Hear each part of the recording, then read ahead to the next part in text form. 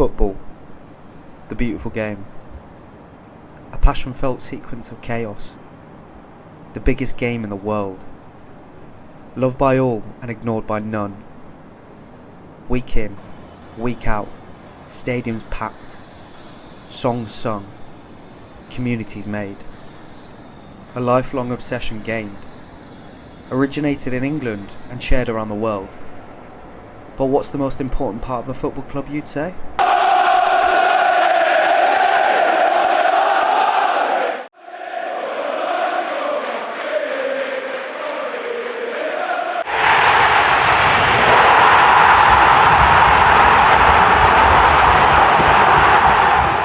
But English football faces a problem.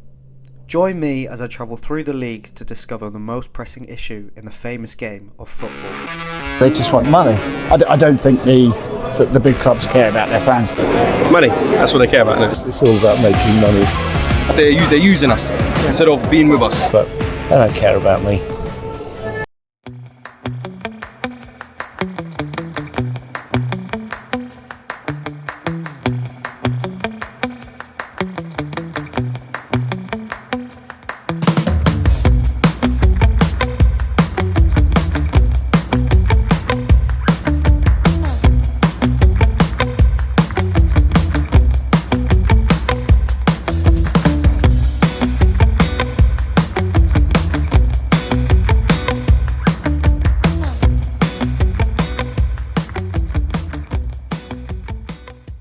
What better place to start than right at the top, the Premier League, considered worldwide as the best league in the world.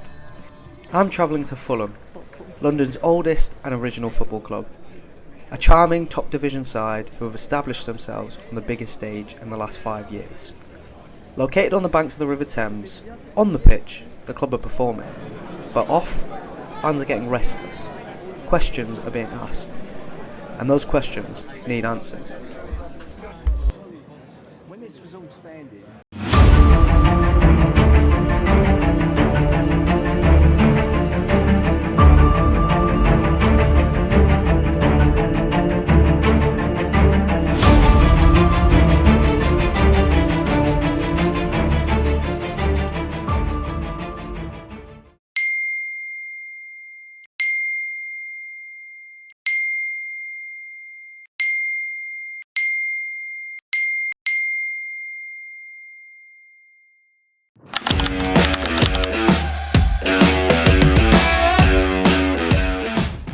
Never in my 15, 16 years of following my club up and down the country have I been in a away end like that before. It's the only thing I really want to speak about is our fans. That is one of the worst away ends I've ever been in. I mean, amazing stand, but what a fucking shit atmosphere.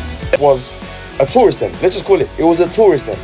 Because it come like we were outnumbered by tourists in our own away end. What's your thoughts on how the club's changed recently? First of all, it's the pricing really. I think there's been quite a major rise in the prices for match day tickets. I mean they are pretty unaffordable now, aren't they? Well, not unaffordable, but they're very expensive for match day. If you go through the club, the way I go now is always to go through fans I know who are willing to sell their tickets that can't make it, basically. And are you seeing that impact in terms of the people you're seeing in the stadium? They're changing? Yeah, 100%. I mean, from coming years ago, the group of people I used to come with, I've sort of disbanded, so not everyone sort of comes in. When you come with a group of 10 or a group of 15 people, you only get 2 or 3 of that same group come on because not everyone can afford it. You know, people are opting to go to away days more because the tickets are cheaper, and it might be even cheaper to get up north and back than it is to come to a single home game. As well as that, it's not just the ticket prices, you know, the prices in the club shop keep going up and up and up. I wanted to buy a baby kit for my son the other day and I saw it was 80 quid. And I thought, I'm not going to spend 80 quid on a kit he's going to grow out of in about 2 months. So it's getting harder and harder to support your club, which is the sad thing, because with previous ownership, we felt a part of the club. You know, there was free coach travel to certain away games. I remember we'd have a discount in shops, local shops, but it is what it is, and it seems this is the way football's moving nowadays. More a consumer sort of feel. A big frustration for me personally, because there's nothing more that I like about coming to football than being with people that are the same as me. You know, one thing me and him become good mates are simply because we support the same club. We're mates because we support the same club. And it's getting harder and harder to find people that are the same, because real fans are getting priced out. You know, new fans can't come in because of the prices. Do you think the Khans actually care about the fans? No, it's money. It's money. It's money. Nah, so yeah, I don't think they even knew what we were. I think they were probably in the running for more than us as a club when they were looking to buy a Premier League club. I think we just come up for them to buy, and they bought us. But yeah, Money. That's what they care about. Isn't it? I think he likes to think he does. Right? I think, as he said when he took over, he's going to be a custodian of the club. Mm-hmm.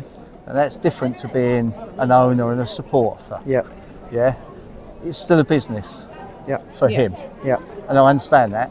Yeah. And would you say there's that feel of a business that's sort of crept in recently in recent definitely. seasons? Yeah. Yeah, definitely. Yeah, definitely with the newsstand. Yeah. Yeah. Because it's not just about football, the newsstand. And does that have its downsides? I don't think so. As long as sure, it doesn't I think impact on, us long-term fans. Mm-hmm. Obviously, you've got to create more revenue, so there's new people going to come in. So, it's getting a mixture of both. Yeah. Yeah. And more specifically, in terms of new season ticket holders, and there's been a lot of exposure in terms of the price of the new Riverside Stand season ticket holders ranging up to £3,000. Yeah.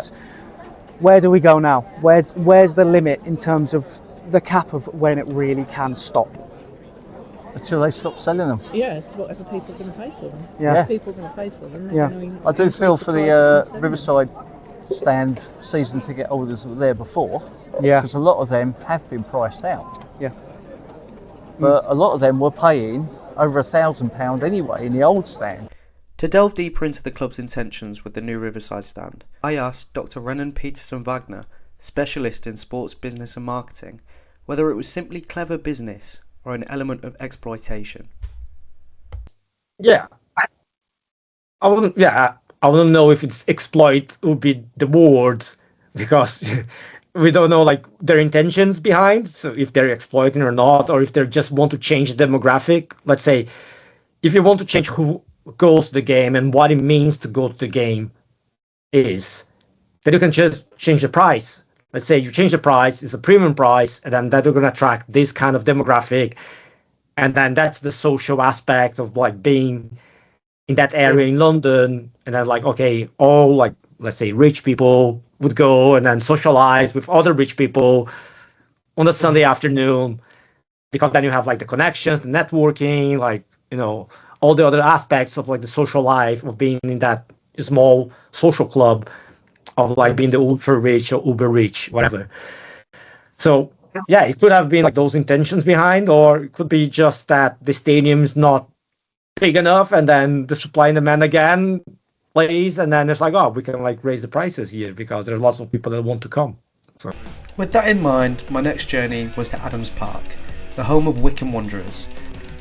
2 divisions below the top in League One, I wanted to find out whether this rising issue was exclusively for England's Premier League, or whether it funnels down much further. We maybe just don't know about it. Would you say Wycombe Wanderers is a club that looks out for its fans? Yes and no. There is a different feel to the club now from when I first started working here. So that was just before lockdown, so just before 2020. So I was here for 4 years. There was a much different feel. Everyone was all in it together. There seemed to be a little bit. Yeah, they're doing well on the pitch. They're doing pretty well on the pitch, but there is an entitlement from people. Yeah. There's not quite that feel to it. And obviously, despite that sort of business feeling, the club do put out, quite a few offers. It was the £25 kids season ticket with a free shirt. That was a good one. That was a good at the start. one. How important is it that clubs maintain these offers in order to just keep on? They've got to. Yeah. They've got to. One of the things that always got me when we did the foundation courses was that you're in Wycombe, but you hardly ever saw the children wearing Wycombe shirts.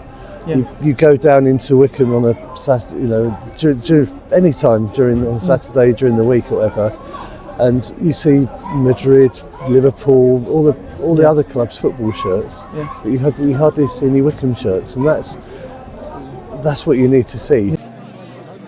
To tackle this problem, the foundation have set up a scheme in order to promote the club's badge and reputation. A flash kit sale was introduced outside the ground before kick-off. And a little insight to what you're doing behind you. Yeah, so this is our kit flash sale.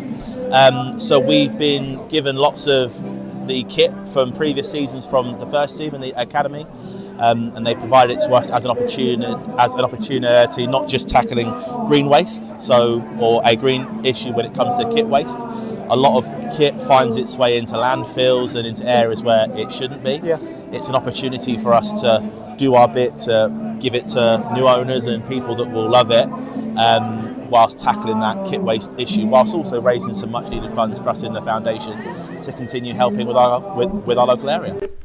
Due to the current pricing crisis of English football, fans have had enough. Non-league football has seen a surge in attraction in the past few seasons as a result. I went to Wealdstone FC to find out how this is helping the club significantly. Why do you think non-league is so appealing to whether they're local fans or, fans that support a bigger club but they just prefer to come here? It's easy, it's accessible. Why do you think non-league is booming? I think there's a few things. I mean, one, we've mentioned ticket prices. I mean, it's sort of. I've got season tickets, so I think we're 18 quid a game, or certainly around that level. Whereas you talk at entry level at a Premier League, sort of 40, 50 pounds, whatever you go and see. I mean, it's a massive difference, particularly the current situation. But I think more than that, it's just fun. People know each other. There's always a couple of people in the car park you know. The banter on the terraces is much better. It's just a little bit more earthy and raw. Would you say a team like Wealdstone cares about its fans more than, per se, Chelsea or top division clubs? 100%. And I'll give you two sides to it. One, I don't think the big clubs care about their fans particularly. That it's difficult. It's 40,000 of them, but whatever. But they also know if you don't turn up, someone else will take the ticket. Whereas here, you've got to work for your fans. But the alternative is you go in there, you go in the bar afterwards, and the players are all mingling around, and the chairman walks past, shakes everyone's hand. You're a part of the club. It's not the fans. You all are a part of this big club, and that's a massive difference. You just feel connected. And you've been involved with the club for a while now, and obviously you know how important it is for fans to come down here financially for the club. Yeah. How important is it to promote it and expose it so much to on social media to the fans for the club to survive? Candidly, the money is through the turnstiles and through the bar. There is sponsorship money and a bit of TV money at this level, but it's not enough to keep you going. You can get by on crowds and candidly catering. You need a good cup run to supplement that, or very lucky with a player, etc. But without fans and day-to-day attendances, this club won't exist. Yeah. Speaking of cup runs, Wealdstone have had one of their own. They'll be walking down Wembley Way to face Southend United in the FA Trophy final. A monumental day for the club and its history. It's massive. First of all, it's a day out that doesn't happen very often. But both of them, we did it in '84-5. So what's that? 40 odd years ago. That's the last time we went to Wembley, and for the players it'd be a once in a lifetime, for the club and the fans a very special occasion. But reality is there's a lot of money on it. I think we get 60,000 attendance, there'll be TV money, but more than that, you win it, you get media attention, you get a little more pride in the community, people want to come and watch the cup winners next year. It's just a massive day. Just need to win. Yeah, I think it's huge. The local support, obviously the local newspapers and websites, they'll be full of it.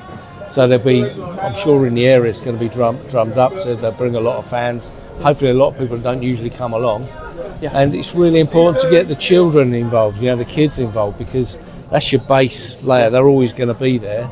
And as far as I know, the money-wise, it's going to be a few years worth of money there to keep the club going. And would you say that the price to watch football here compared to the professional game is one of the reasons why you attend games like here? Yes, I would. And part of that as well is that the money's not just going to the club, it's going to the community. So I feel like you get more donation, more bang for your buck. Yeah. With attendances rising in non-league and more people gravitating towards cheaper game, where do we go now? Is the beautiful game we once as fans owned slowly slipping away from us? Or is there light at the end of the tunnel, where fans are valued for their true devotion to the sport and their clubs? At the end of the day, it's just 22 people kicking a ball around a grass pitch. But it's much more than that now. Football has more power than ever.